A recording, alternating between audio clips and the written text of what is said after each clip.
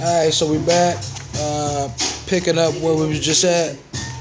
With finishing. Last part I was on was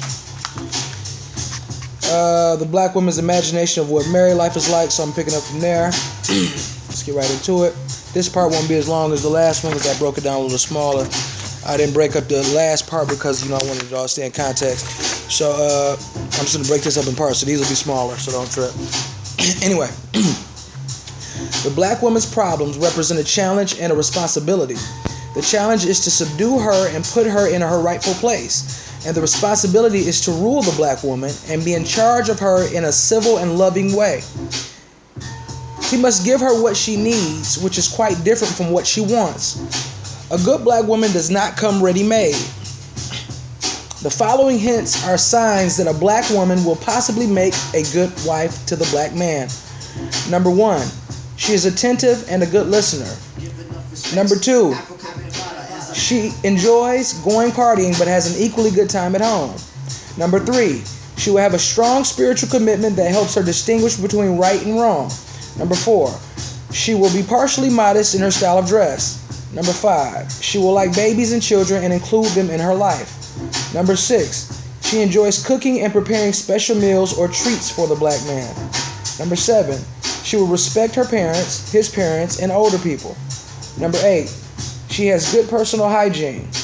Number 9, she does not wear a ton of makeup. Number 10, she is proud of her man and claims him no matter who is present. Number 11, she keeps her house at least halfway clean. 12, she is not a flagrant spender and almost manages her money. I think that's a misprint. She is not a flagrant spender and always manages her money. 13, she is trustful and freely expresses her sexuality and desires when in private with her man. 14, she shares voluntarily and offers help when she can. 15, she does not hold grudges too long and will apologize when wrong. 16, she will go out of her way to do special things for the black man. 17, she will speak good of him when he is not around. 18, she will defend him against verbal attacks from others. 19, she does not show out or curse loudly in public. Number 20, she smiles when she meets him. Number 21, she controls her anger and does not go wild when angry. Number 22, she will take instructions on some things without being combative. 23, she is respectful of the black man in general. She is respectful of black men in general. The black woman who chooses to marry to have a home, security, and company, but do not wish to have continued regular intimacy with the black man, have amazingly worked out a lifestyle whereby they live with the black man in the same household but do not have sex with him. They choose perfect opportunities to implement this program, such as number 1, immediately after she has had some type of operation or a baby. Number 2, after or during some heavy emotional trauma. Number 3, after an accident of some sort or a back problem.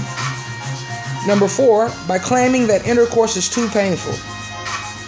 The black woman, counting on the black man's ignorance of certain female medical problems, will use these illnesses, real or imagined, to deny the black man sex. She will often talk to her friends and take their advice and old wives' tales and make up a lot of our other flimsy excuses and exaggerate her symptoms to defend, prove, and justify her denial. Some black women do not enjoy sex after marriage or hate the thought of it after having children, will perform all of the other wifely duties except having sexual intercourse. This marital arrangement to live out the marriage without sex is strangely accepted by some black men. The women who practice this forgery ignore or pretend they do not mind their husbands seeking sexual gratification elsewhere. The scene, while weird to others who know of the situation, work if both parties agree. Sometimes they sleep in the same bed or separate beds or separate rooms. They share home, bills, children, and other family activities, but there is no sex. And they are committed and love each other. This black man, smoldering with neglect and disappointment, seeks physical attention elsewhere. In other, not as drastic couplings, the woman will just pretend she is on her period, complain of a severe headache or weariness, play like they are asleep, wait until the man goes to sleep before getting in bed, wear bulky hair rollers, and cold cream on their face, or if forced, they will consent but just lie there and be a non-participant in the act. All of this is done to discourage the black man from approaching her for sex. As a last resort, they may make him beg for it and still say no. This is a ridiculous situation for the black man to tolerate. Some of the black women brag to each other about the tricks they employ to get out of having sex with their men. It is often a big joke among them about how to mask these maneuvers. Oddly enough, the black women who do this think it is normal and necessary. They are full of contradictions. Since the full indoctrination of the women's rights movement, some black women have commenced to refusing to give up their maiden names to accept their husband's name after marriage. They adopt titles like Martha Jean Williams Smith or MJ Williams Smith. They are referred to as Mrs. Williams Smith. This is not their own idea. It is also another statement to demonstrate to the black husband that by refusing to give up their family name and accept his as the tribal leader, they are exerting their individuality. This is considered modern and gauche. It is also a public reminder to the black man that he does not own her. This system is especially popular among the so-called professional or corporate women.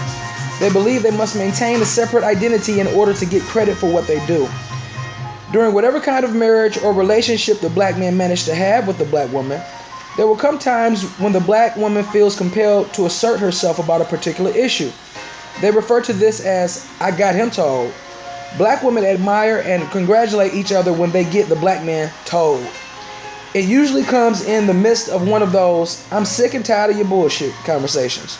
Many times, the black woman will listen to other women's renditions of getting the black man told and then go home and try it out on their own husband man. If he goes along with it, she is confirmed in her position, and she is convinced that if she presents it right, she can have her way about anything. Black women tend to think that the black man's cooperation or agreement with her ideas is a sign of weakness, or if they really are tripping, they think he goes along because he's just crazy in love with her. Okay, so that I'm going to stop right there, and this chapter is not finished, but like I said, it's a lengthy chapter, so I'm going to come back again with one more part. And let me see if I should have kept going right there. No, that's one. Yeah, I'm going to come back with another small part. Yeah. Okay, so I'll be right back shortly. Stay tuned.